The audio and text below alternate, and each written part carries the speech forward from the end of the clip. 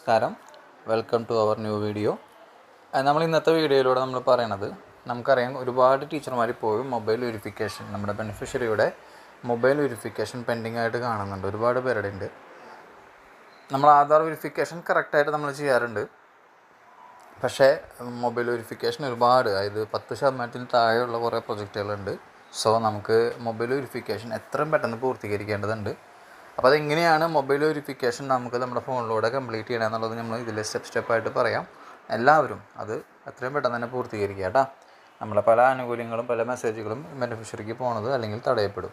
അപ്പോൾ ഇതിൽ ചെയ്യേണ്ട കാര്യം എന്ന് പറഞ്ഞാൽ, നിങ്ങൾ ആദ്യം തന്നെ നമ്മൾ ബെനിഫിഷ്യറിയിൽ പോവുക. നിങ്ങൾ ഒരു ബെനിഫിഷ്യറി പ്രഗ്നൻ്റ് വുമൺ കേസ് എടുക്കുക.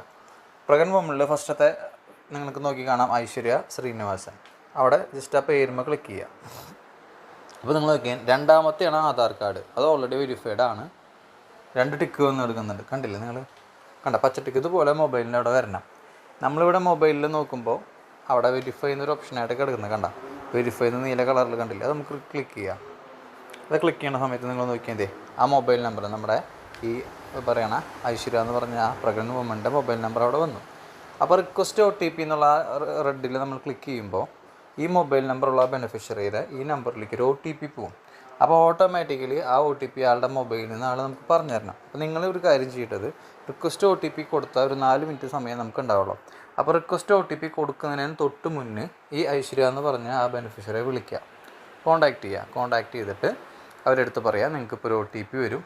നിങ്ങളുടെ പല ആനുകൂല്യങ്ങളുടെയും മെസ്സേജുകളൊക്കെ നിങ്ങൾക്ക് നിങ്ങളുടെ ഫോണിൽ കിട്ടാൻ വേണ്ടിയിട്ടാണ് അംഗനവാടികളുടെ. അപ്പോൾ നിങ്ങൾ ആ വരുന്ന OTP ഒന്ന് പറഞ്ഞു തരണമെന്ന് പറയാം.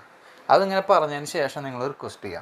കോൾ കട്ട് ചെയ്യണമെന്നില്ല, റിക്വസ്റ്റ് ചെയ്തിട്ട് ആ OTP അവർ പറഞ്ഞു തരുമ്പോൾ നിങ്ങളിതിൽ അടിച്ചു കൊടുത്തു കഴിഞ്ഞാൽ അടുത്ത സ്റ്റെപ്പിലേക്ക് പോകും.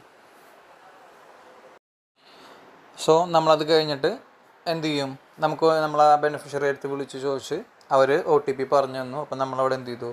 അവിടെ എൻ്റർ OTP എന്നുള്ളത് അടിച്ചു കൊടുത്തു. ആ OTP ഡിജിറ്റ് നമ്മൾ 4 ഡിജിറ്റ് അടിച്ചു കൊടുത്തു. അവർ പറഞ്ഞു തരുമല്ലോ. പിന്നെ നമുക്ക് 4 മിനിറ്റ് ഇത്ര സെക്കൻഡ് ഉള്ളൂ. അതിനുശേഷം നിങ്ങൾ എന്ത് ചെയ്യുക? ആ വെരിഫൈ OTP എന്നുള്ളത് ക്ലിക്ക് ചെയ്യുക.